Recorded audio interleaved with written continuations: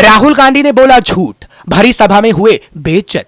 राहुल गांधी की जाएगी संसदीय जेल, जाएंगे राहुल गांधी। राहुल गांधी हमेशा संसद में कुछ ऐसा बोल देते हैं कि बदनाम हो जाते हैं, लेकिन इस बार तो उन्होंने कुछ ऐसा बोला कि वो बदनाम तो हुए भी, साथ ही साथ अब वो जेल भी जा सकते हैं। नमस्कार, कैपिटल टीवी देख रहे हैं आप, मैं हूं आपके साथ हर्ष भारद्वाज। लोकसभा में राहुल गांधी के झूठ बोलने पर बवाल मचा हुआ है। कांग्रेस नेता राहुल गांधी ने दावा किया कि चीनी सैनिक भारतीय जमीन पर मौजूद हैं। इसके बाद बीजेपी सांसद निशिकांत दुबे ने उनके खिलाफ विशेषाधिकार हनन का प्रस्ताव लाया। दुबे ने लोकसभा अध्यक्ष ओम बिरला को चिट्ठी लिखी। उन्होंने कहा कि राहुल गांधी ने अपने भाषण में तथ्यों को तोड़ मरोड़ कर पेश किया। बीजेपी सांसद ने कहा कि राहुल गांधी ने न केवल बेशर्मी से अपने भाषण में ऐतिहासिक और वास्तविक तथ्यों को तोड़ मरोड़, बल्कि हमारे देश का उपहास करने और हमारे गणराज्य की प्रतिष्ठा को कम करने का भी प्रयास किया। लोकसभा में राहुल गांधी के बयान पर हुआ विवाद। संसदीय कार्य मंत्री किरण रिजिजू ने सोमवार को आरोप लगाया था कि लोकसभा में नेता प्रतिपक्ष राहुल गांधी ने चीन के प्रवक्ता से भी ज्यादा पड़ोसी देश की तारीफ कर डाली। उन्होंने राष्ट्रपति के अभिभाषण पर चर्चा में भाग लेते हुए यह भी कहा कि नेता प्रतिपक्ष ने सदन के अंदर जो बातें की हैं उन्हें सत्यापित करना चाहिए, नहीं तो उनके खिलाफ कार्रवाई होनी चाहिए। उन्होंने आरोप लगाया कि राहुल गांधी ने सदन के भीतर चीन के प्रवक्ता से भी ज्यादा चीन की तारीफ की है। किरण रिजिजू ने दावा किया कि भारत की संसद के अंदर उन्हें जिस तरह से चीन का गुणगान किया, ऐसा मैंने कभी नहीं सुना। सत्ता पक्ष ने की राहुल से माफी की मांग। बीजेपी ने कहा कि 1959 और 1962 में चीन ने भारत की जमीन पर कब्जा किया, उसके लिए राहुल गांधी को माफी मांगनी चाहिए, क्योंकि उनके ही परिवार के पंडित नेहरू देश के प्रधानमंत्री थे। रिजिजू ने कहा कि भारत की संसद है और इस संसद में हम देश का अपमान नहीं सह सकते। वहीं निशिकांत दुबे ने लोकसभा में नेता प्रतिपक्ष राहुल गांधी पर सदन में गलत बयान देने का आरोप लगाते हुए कहा कि वे अपने सभी दावों को प्रमाणित करें या विपक्ष के नेता पद से इस्तीफा दे दें। उन्होंने यह भी कहा कि अगर राहुल गांधी अपने दावों को प्रमाणित नहीं कर पाते तो लोकसभा अध्यक्ष के निर्देशानुसार उन पर विशेषाधिकार संबंधी कार्रवाई हो, जिसके बाद राहुल गांधी के खिलाफ विशेषाधिकार हनन प्रस्ताव भी लाया गया। राहुल गांधी को सबूत पेश करने की चुनौती। निशिकांत दुबे ने राहुल गांधी को आड़े हाथों लेते हुए कहा, अगर आपके पास प्रमाण है कि प्रधानमंत्री ने विनिर्माण क्षेत्र को नहीं बढ़ाया, हम चीन को स्पर्धा नहीं दे रहे और चीन को बढ़ाया, तो प्रमाणित करो, यानी सबूत दो, नहीं तो देश से माफी मांगो।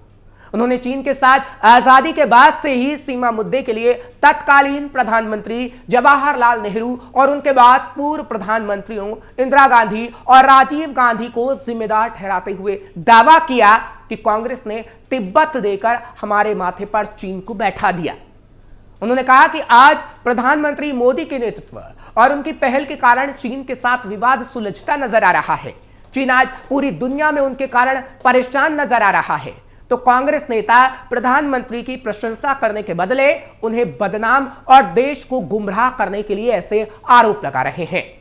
विदेश मंत्री ने भी राहुल गांधी के झूठ की खोली पोल। इतना ही नहीं, संसद में राहुल गांधी ने एक और झूठ बोला, जिसकी पोल विदेश मंत्री एस जयशंकर ने खोल कर रख दी।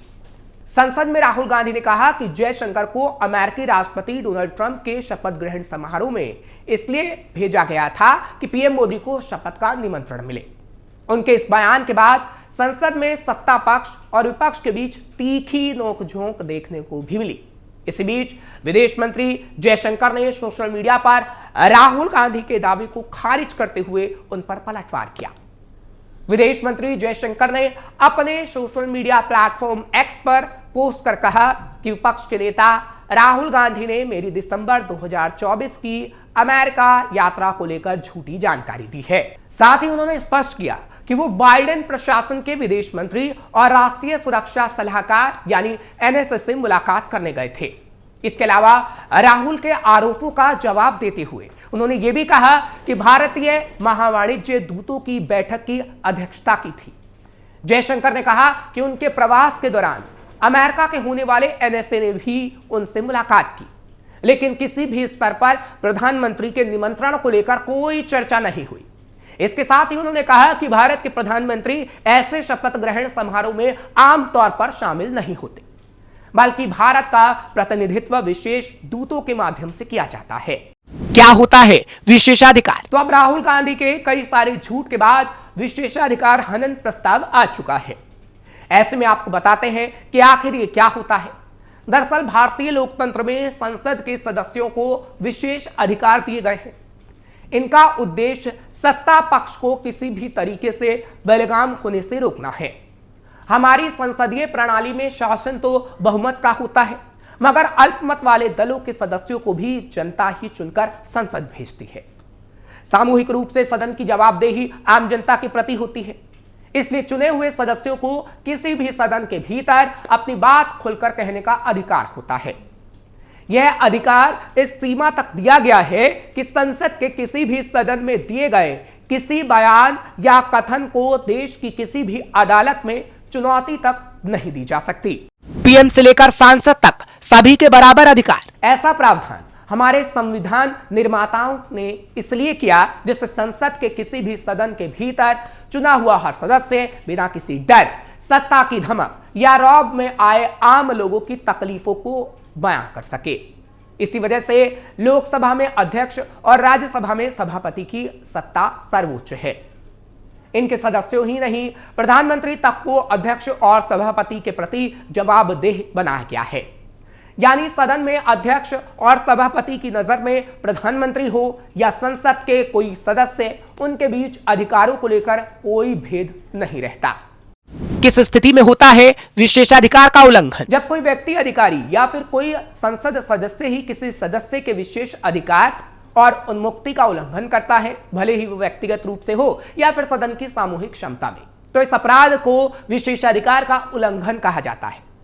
यह सदन द्वारा दंडनीय होता है। इसके अलावा सदन के प्राधिकार या सदन की गरिमा का अनादर करने वाला कोई भी कृत्य या कार्रवाई भी विशेषाधिकार का उल्लंघन माना जाता है। ऐसे कृत्यों में सदन के आदेशों की अनदेखी करना या सदन के सदस्यों, समितियों या अधिकारियों का अपमान करना भी शामिल है।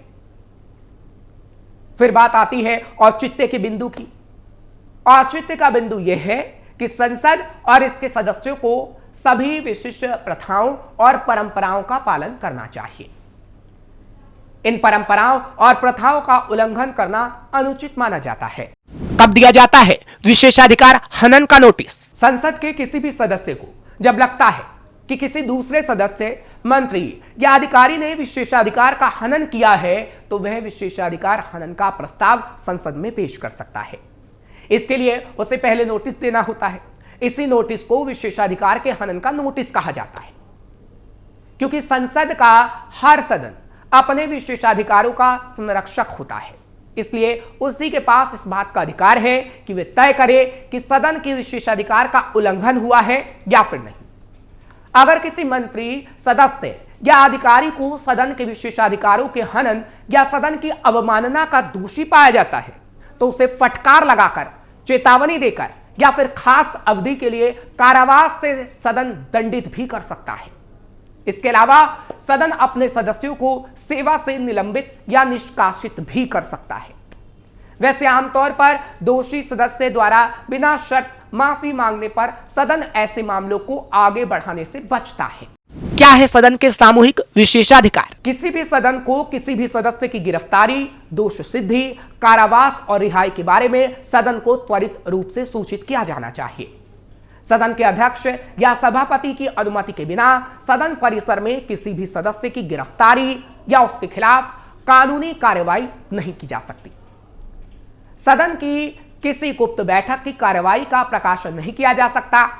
किसी संसदीय समिति के सामने पेश किए गए साक्ष्यों को आधिकारिक रूप से सदन के पटल पर रखे जाने से पहले एक गोपनीय बैठक होती है और उसे गोपनीय रखा भी जाता है। सदन की कार्रवाई के संबंध में दस्तावेज पेश करने या फिर न्यायालय में गवाही देने के लिए सदन के सदस्यों या फिर अधिकारियों को सदन की अनुमति लेनी होती है। फिलहाल राहुल गांधी के खिलाफ कार्रवाई हो सकती है, उनकी सांसदी तक जा सकती है। कई बीजेपी के नेता तो कह रहे हैं कि राहुल गांधी झूठ बोलकर गुमराह करने का काम करते हैं और देश विरोधी बातें भी कहते हैं। ऐसे में उन्हें जेल भेज दिया जाना चाहिए। फिलहाल आपको ये खबर कैसी लगी आप कमेंट सेक्शन में जरूर बताइए। खबर को लाइक और शेयर करें, कैपिटल टीवी को सब्सक्राइब जरूर करिएगा।